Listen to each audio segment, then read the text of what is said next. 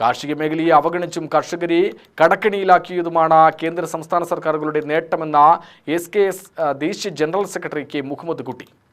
സംസ്ഥാനത്ത് വിവിധ കാരണങ്ങളാൽ ഹെക്ടർ കണക്കിന് സ്ഥലമാണ് തരിശിടുന്നതെന്നും കെ മുഹമ്മദ് കുട്ടി സ്വതന്ത്ര കർഷക സംഗമം സമ്മേളനത്തിന്റെ ഭാഗമായ വനിതാ കർഷക സംഗമം ഉദ്ഘാടനം ചെയ്ത് സംസാരിക്കുകയായിരുന്നു.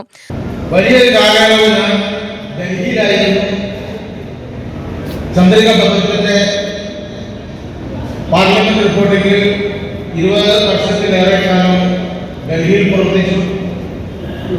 പിന്നെ DMS കേന്ദ്രമന്ത്രിയായപ്പോൾ അദ്ദേഹത്തോടൊപ്പം FDS ആയി പ്രവർത്തിച്ചുകൊണ്ടിരിക്കുമ്പോഴാണ് എൻ്റെ സുഹൃത്തിൻ്റെ കൂടി സ്ഥാപനമായി പ്രവർത്തിക്കുന്ന ഒരു ഫാക്ടറിയിൽ കൃഷിയിലേക്ക് ഇറങ്ങാനായി സർക്കാർ നിരവധി വാഗ്ദാനങ്ങളാണ് നൽകുന്നത്. എന്നാൽ വാഗ്ദാനങ്ങൾ കേട്ട് കൃഷിയിലിറങ്ങിയവർ കടക്കെണിയിലാവുന്ന അവസ്ഥയാണ്. ദീർഘവീക്ഷണത്തോടെ ഒരു പദ്ധതിയും കാർഷിക മേഖലയിൽ നടപ്പിലാവുന്നില്ല. ഉൽപാദന ചെലവ് കൂടുന്നതും വിപണിയും വിലയുമില്ലാത്തതും സർക്കാർ കണ്ടില്ലെന്ന് നടിക്കുകയാണ്.